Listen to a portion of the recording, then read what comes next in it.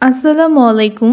আজকের পর্বে আপনাদের সাথে শেয়ার করতে যাচ্ছি চিকেন টিকিয়া কাবাবের রেসিপি। এই চিকেন টিকিয়া কাবাবের রেসিপিটি যদি আপনাদের ভালো লেগে থাকে তাহলে সাবস্ক্রাইব করে অবশ্যই চ্যানেলটির পাশে থাকবেন। তাহলে চলুন আর দেরি না করে আপনাদেরকে দেখিয়ে দিচ্ছি চিকেন টিকিয়া কাবাবের রেসিপিটি।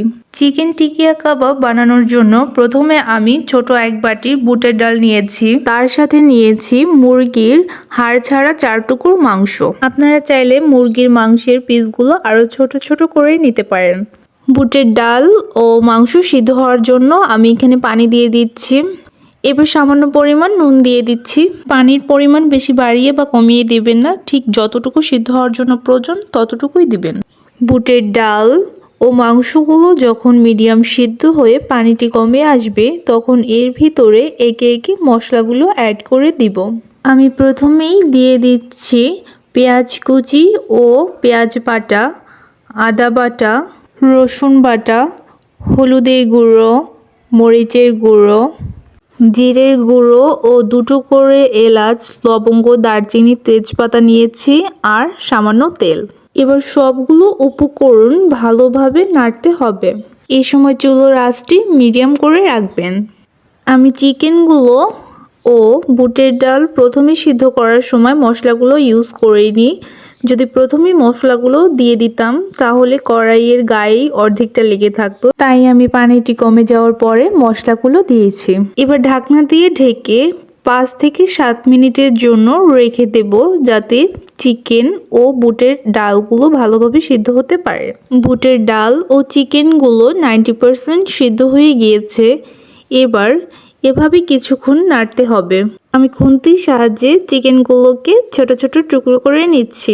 এবার চিকেন ও বুটের ডালের ভিতরে থাকা গরম মশলাগুলোকে উঠিয়ে নিব। চুলোর আঁচটি মিডিয়ামে রেখে এভাবে আমি কিছুক্ষণ চিকেন ও বুটের ডালগুলোকে নেড়ে পানিটি শুকিয়ে ফেলবো।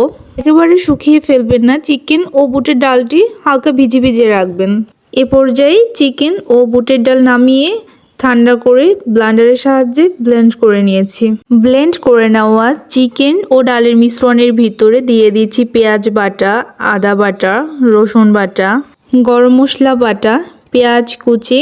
এখানে পেঁয়াজের পরিমাণটা একটু বাড়িয়ে দিলে চিকেন টিকিয়া কাবাবের স্বাদ অনেকটা বেড়ে যায়। দিয়ে দিচ্ছি ছোট ছোট টুকরো করে কেটে রাখা টমেটো, কাঁচামরিচ ও ধনিয়া পাতা কুচি, পরিমাণ মতো নুন, চিলি ফ্লেক্স, মরিচের গুঁড়ো, জিরের গুঁড়ো, সামান্য বিট লবণ, সয়া সস, একটি ডিম ও বাটার। আপনারা যদি এভাবে চিকেন টিকিয়া কাবাব করেন তাহলে সয়া সসটি অবশ্যই দেবেন, কারণ এই সয়া সসটি দেওয়ার কারণে চিকেন টিকিয়া কাবাবের স্বাদ আরও বহুগুণে বেড়ে যায়। যেহেতু আমি এই চিকেন টিকিয়া কাবাবটি ইফতারের জন্য বানাবো, তাই আজকে কম তেলেই এগুলোকে ভেজে দেখাবো। এক একটা রোজায় এক এক রকম নতুন রেসিপি যদি ইফতারিতে করা যায় তাহলে দেখবেন খুবই ভালো লাগে। দিয়ে দিচ্ছি 1 চামচের অর্ধেক চিকেন টিকিয়া কাবাবের মশলা ও 1 চামচ বেসন। আপনারা যদি চিকেন টিকিয়া কাবাবটি করতে যান আর এই মিশ্রণটি যদি পাতলা হয়ে যায় তাহলে আপনারা বিস্কিটের গুঁড়ো বা রুটির গুঁড়ো অথবা এইভাবে বেসন দিয়েও শক্ত করে নিতে পারেন। এবার এই চিকেন টিকিয়া কাবাবের মিশ্রণ থেকে অল্প অল্প করে নিয়ে আমি ছোট ছোট করে চিকেন টিকিয়া কাবাব তৈরি করে নিব। আমি এভাবে কতগুলো চিকেন টিকিয়া কাবাব তৈরি করে নিয়েছি। এবার এগুলোকে ভেজে নেব। এবার প্যানে পরিমাণ মতো তেল দিয়ে দিব। তেলটি যখন হালকা গরম হয়ে আসবে তখন সবগুলো চিকেন টিকিয়া কাবাব প্যানের ভিতরে দিয়ে হালকা করে নেড়ে দেব। এই সময় চুলোর আঁচটি মিডিয়ামের থেকে একটু কম করে রাখবেন। এক পাশ হালকা হয়ে এলে আমি সবগুলো চিকেন টিকিয়া কাবাব উল্টে ঢাকনা দিয়ে ঢেকে রাখবো।